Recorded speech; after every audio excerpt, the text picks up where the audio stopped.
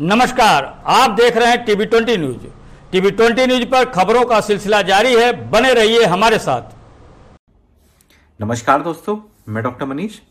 पिछले कुछ वर्षों में थायराइड संबंधी दिक्कतें काफी हद तक बढ़ गई हैं।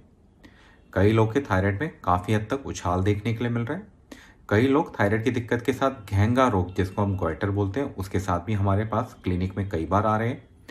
मुख्यतः क्योंकि गॉइटर या थायराइड की दिक्कतें काफ़ी हद तक आपके आयोडीन के इनटेक, मतलब आप आयोडीन का सेवन कितना करते हैं, उस पर निर्भर करती है।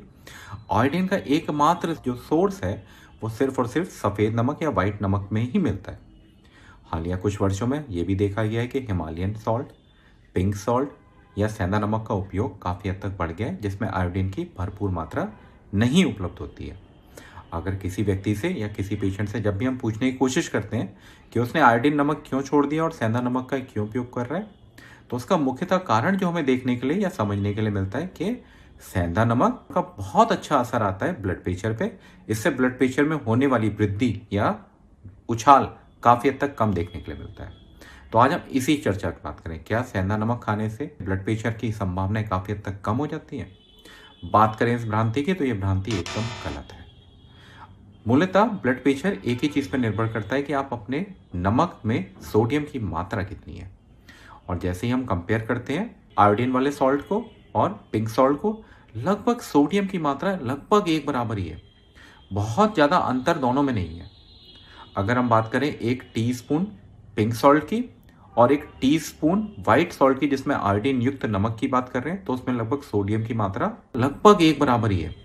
मगर जब बात करें जब आप खाना बनाते हैं तो आयोडीन युक्त की जो मात्रा उपयोग में ली जाती है वो काफ़ी हद तक कम होती है। और जैसे सेंधा नमक का उपयोग करेंगे तो उसकी मात्रा काफ़ी ज़्यादा लगती है, तो उससे होने वाला ब्लड प्रेशर का उछाल काफ़ी हद तक बढ़ सकता है।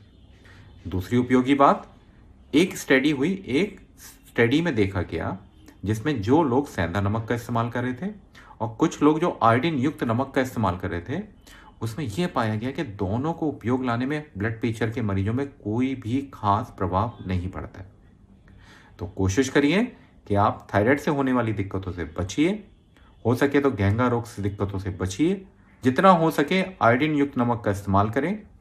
कभी अगर सेंधा नमक का इस्तेमाल करना चाहते हैं तो कई सलाद में या फिर व्रत के दौरान आप इस्तेमाल करें, उसमें कोई कठिनाई या कोई दिक्कत की बात नहीं है। मगर मूलतः घर में जो खाना पकना चाहिए, आपकी रसोई में जो नमक इस्तेमाल होना चाहिए, वो 100% शुद्ध आयोडीन युक्त नमक ही होना चाहिए।